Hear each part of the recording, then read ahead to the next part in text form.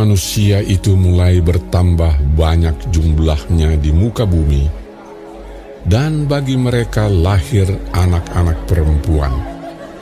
Maka anak-anak Allah melihat bahwa anak-anak perempuan manusia itu cantik-cantik. Lalu mereka mengambil istri dari antara perempuan-perempuan itu, siapa saja yang disukai mereka. Berfirmanlah Tuhan, Rohku tidak akan selama-lamanya tinggal di dalam manusia, karena manusia itu adalah daging, tetapi umurnya akan 120 tahun saja.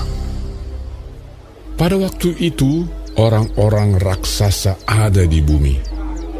Dan juga pada waktu sesudahnya, ketika anak-anak Allah menghampiri anak-anak perempuan manusia, dan perempuan-perempuan itu melahirkan anak bagi mereka.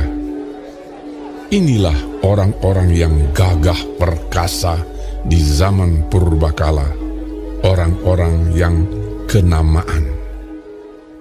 Ketika dilihat Tuhan bahwa kejahatan manusia besar di bumi, dan bahwa segala kecenderungan hatinya selalu membuahkan kejahatan semata-mata, maka menyesallah Tuhan bahwa Ia telah menjadikan manusia di bumi, dan hal itu memilukan hatinya.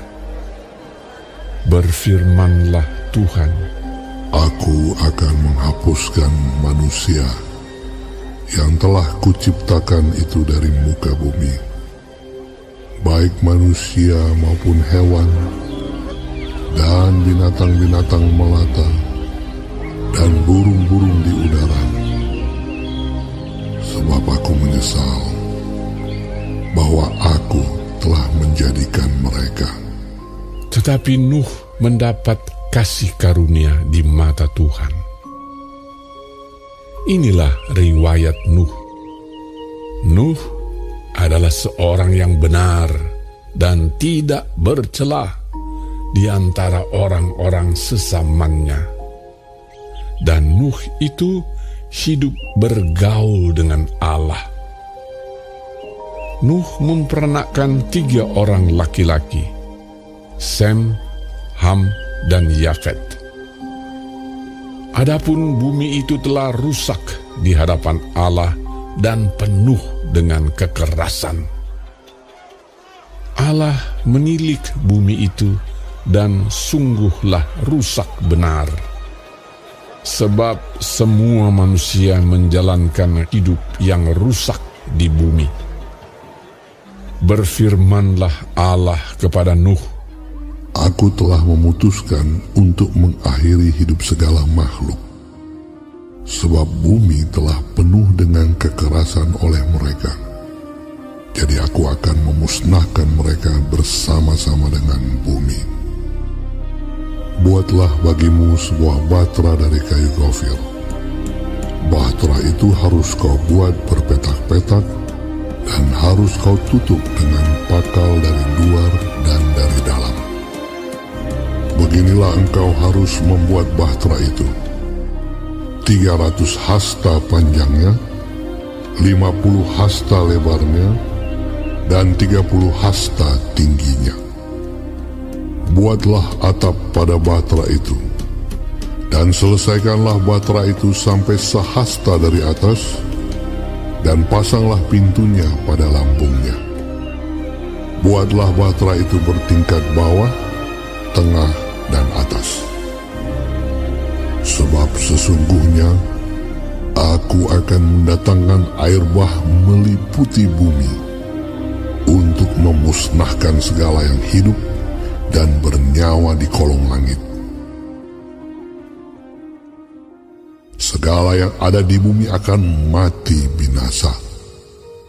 Tetapi dengan engkau, aku akan mengadakan perjanjianku, dan engkau akan masuk ke dalam bahtera itu. Engkau bersama-sama dengan anak-anakmu dan istrimu, dan istri anak-anakmu. Dan dari segala yang hidup, dari segala makhluk, dari semuanya, haruslah engkau bawa satu pasang ke dalam bahtera itu, supaya terpelihara hidupnya bersama-sama dengan engkau. Jantan dan betina harus kau bawa.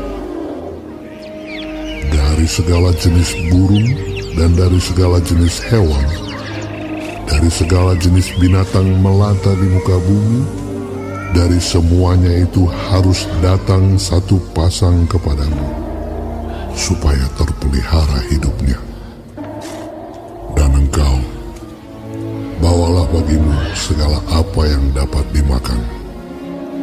Kumpulkanlah itu padamu untuk menjadi makanan bagimu dan bagi mereka. Lalu Nuh melakukan semuanya itu, tepat seperti yang diperintahkan Allah kepadanya.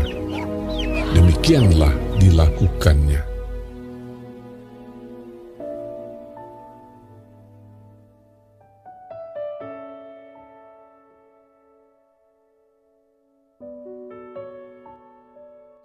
Shalom semua jemaat Tuhan, kembali kita di dalam pendalaman Alkitab Clear Sight. Sekarang kita sudah memasuki kitab Kejadian 6. Tuhan Yesus memberkati. Kejahatan manusia dan riwayat Nuh. Di ayat 2 dikatakan anak-anak Allah. Ini kemungkinan besar yang dimaksudkan adalah keturunan Set yang saleh. Mereka mulai menikah dengan anak-anak perempuan manusia, yaitu wanita tidak saleh dari keturunan Kain. Ada yang mengatakan bahwa anak-anak Allah itu adalah malaikat. Ini kurang dapat diterima karena Yesus menyatakan bahwa malaikat tidak menikah di dalam Matius 22 ayat 30. Karena pada waktu kebangkitan orang tidak kawin dan tidak dikawinkan, melainkan hidup seperti malaikat di surga. Jadi persatuan orang saleh dengan yang tidak saleh ini menghasilkan kejahatan, di mana perhatian orang saleh terikat oleh kejahatan. Sebagai akibatnya bumi ini tercemar dan dipenuhi dengan kekerasan. Dan di zaman Nuh, dosa manusia dengan terang-terangan ditunjukkan dalam dua hal, yaitu yang pertama nafsu seksual di dalam ayat 2, dan yang kedua adalah dalam kekerasan di dalam ayat 11. Kebejatan manusia tidak berubah. Nafsu dan kekerasan masih merupakan sarana ungkapan kejahatan yang tidak terkendali. Dewasa ini perilaku amoral, kefasikan, pornografi, dan kekerasan menguasai masyarakat. Di tengah kefasikan dan kejahatan yang merajalela ketika itu, Allah menemukan dalam diri Nuh seorang yang benar dan yang masih berusaha untuk berhubungan dengan Allah, tidak bercelah di antara orang-orang sezamannya. Dia memisahkan dirinya dari kejahatan moral masyarakat di sekitarnya. Nuh bergaul akrab dengan Tuhan. Nuh hidup bersekutu dengan Tuhan dan menaati firman-Nya. Sama seperti Henokh, Nuh selalu berjalan dengan Allah di sepanjang hidupnya. Namun Henokh diangkat ke surga tanpa kematian, sedang Nuh tidak.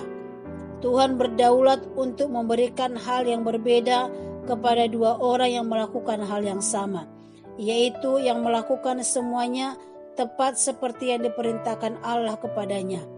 Di tengah-tengah kebobrokan dunia yang sekarang ini, kiranya Tuhan menemukan kita hidup berusaha, benar dan taat dan bersekutu dengannya. Amin. Tuhan Yesus memberkati.